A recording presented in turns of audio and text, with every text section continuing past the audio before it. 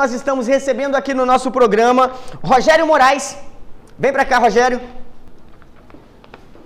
Chega mais para cá, sinta-se à vontade, sinta-se em casa, seja bem-vindo ao nosso programa. Vou chegar mais, obrigado. Um pouquinho mais para cá. Aqui. Vou chegar mais. Aqui assim.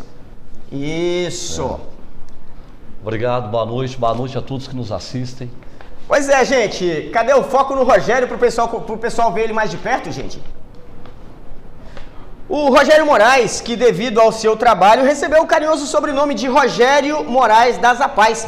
Há mais de 30 anos, trabalhando voluntariamente pelos mais necessitados, pelas famílias dos deficientes de Governador Valadares e trabalhando bravamente como presidente do Sindicato de Despachantes de Governador Valadares, hoje chega aqui para falar um pouquinho para a gente sobre a sua jornada nesses 55 anos de idade, como pessoa, como pai, como família ou como esposo. Fala pra gente um pouco sobre a sua vida, ô Rogério, antes e até mesmo depois que você assumiu esse posto nas Apaz, ou que você passou a fazer parte desse assistencialismo que a APAE pratica em todo o Brasil. Certo, lembrando a todos, meu nome é Rogério Moraes do Nascimento, sou casado há 35 anos com a Ruth Gonçalves do Nascimento, tenho 2 filhos, Leandro Roger Gonçalves do Nascimento, com 33 anos de idade, e Amanda Roger Gonçalves do Nascimento, com 25 anos de idade. O meu filho é autista severo e, devido a esse motivo, falando dele primeiramente, é uma fase muito difícil quando você tem um filho com deficiência, né? Então você tem que velar aquela criança que você esperava, porque quando a sua esposa chega perto de você, contando um pouquinho, quando a sua esposa chega perto de você e fala que está grávida, você já fica feliz, já começa a fazer planos, já começa a modelar uma criança no seu coração, no seu pensamento, já traça um plano todo para toda a vida do seu filho. Meu filho vai ser isso, vai ser aquilo. A mamãe já escolhe a cor do cabelo do filho, a cor dos olhos. Meu filho vai ser bonito como aquela criança da propaganda do talco pompom, e por aí vai. Então, quando você recebe essa notícia, aí é uma fase muito difícil. Então você tem que, como diz o outro, velar, sepultar, podemos dizer assim, aquela criança que você já tinha modelado e acordar para a realidade, ser pai ou ser mãe de uma pessoa com deficiência. Assim como a mãe modela uma criança de acordo com os desejos dela, o pai, logo, quando sabe que é homem, já vai logo falando, vai ser jogador de futebol, vai ser músico, vai ser dançarino, ou vai fazer alguma coisa de fato que deixe a marca dele nesse planeta, e de repente você vê que a marca que ele vai deixar é algo muito maior, que causando emoção, causando aquela comoção nas pessoas e chamando a atenção das pessoas para uma nova realidade. Eu estou dizendo isso porque tenho certeza que a maioria dos nossos que estão nos assistindo, que estão conosco, são pai e mãe de pessoa com deficiência.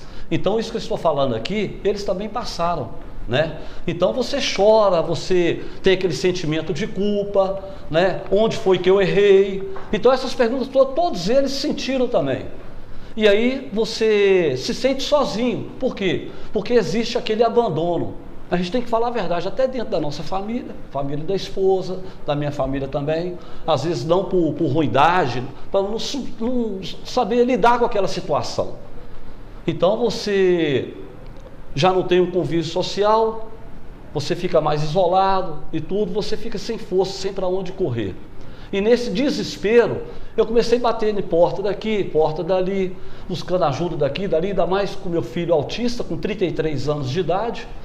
Na época que ele nasceu, pelo menos em se tratando de Brasil, essa palavra nem existia. Hoje está em todos os meios de comunicação, autismo, daqui e dali. Mas na época que ele nasceu, não. Então eu me senti como perdido. E aí numa porta que eu bati, foi na Associação de Pais e Amigos dos Excepcionais de Governador Valadares, há quase 30 anos atrás. Fui muito bem acolhido. Tenho uma gratidão muito imensa por essa instituição, pelas pessoas que estavam lá na direção, que disseram para mim: entra, que a casa é sua. Então lá eu encontrei apoio, eu vi que eu não estava sozinho. O problema meu que achava que era imenso, grande, tinha pessoas, encontrei pessoas lá que tinham um problema maior do que o meu e que ali se sentiam acolhidos.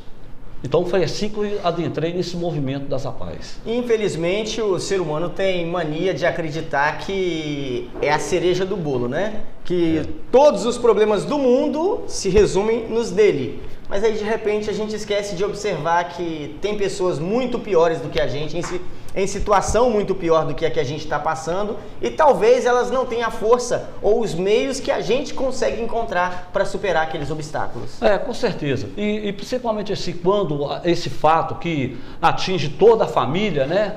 Quando a família, quando recebe principalmente o autista, não é a pessoa autista, é a família autista. Então é um baque muito grande e você tem duas opções. Ou você vai sentar e chorar, ou você vai levantar com aquela sinergia, sacudir a roupa, sacudir o corpo, lá vou em frente e vou lutar. E foi isso que eu aprendi no movimento apaiano, né? Eu aprendi que o meu filho, ele mesmo com a deficiência que causa limitações nele, ele tem um potencial dele, ele tem algo a oferecer, né? Então foi isso que eu aprendi nesse movimento e eles me fizeram acreditar primeiramente no meu próprio filho e acreditar que ele poderia evoluir como pessoa, como cidadão, como ser humano, como tudo, de uma forma geral. Na verdade, muita gente olha para um autista, vê um deficiente, vê alguém que é inútil, vê alguém que não tem um futuro. De repente, a gente olha para um autista com uma ótica diferente, a gente vê alguém que é capaz de mudar o mundo simplesmente por ser. Porque quando você olha para alguém que tem certas deficiências de mobilidade, de visão, de locomoção, você vê, caramba, ele é assim e consegue isso tudo, e de repente eu não tenho nada daquilo e vivo cheio de obstáculos no meu caminho, eu não tenho aqueles problemas que ele tem e eu não consigo superar coisas muito mais simples que tem na minha vida, e ele consegue isso tudo. Eu sempre falo que deficiência não é doença. Não. Você pai, você que é mãe de uma pessoa com autismo, ou então com a síndrome de Down, com a paralisia cerebral, com qualquer tipo de deficiência que causa limitação dele. O seu filho, ele não é doente. Ele tem uma deficiência que causa limitações, mas ele passando por habilitação, reabilitação, ele conquista a sua autonomia e a sua independência. Então eu sempre falo, não só com o pai, com a mãe, com a sociedade de um modo geral. Você, ao passar por uma pessoa com deficiência na rua, não se perca na deficiência dele, não. Procure ir além dessa aparência que é diferenciada, né, dos ausentes não vou dizer nem normais, mas todo mundo tem sua deficiência, mas com a ausência de limitações, vai além dessa deficiência, se adentra mais no íntimo desse ser humano, que nele você vai encontrar valores que estão tão escassos hoje no mundo, sabe? É de sinceridade, de transparência, de amor, de carinho, e aquele amor gratuito. Ele te ama simplesmente porque quer te amar. Uma coisa que nenhum autista tem é deficiência de amar, né?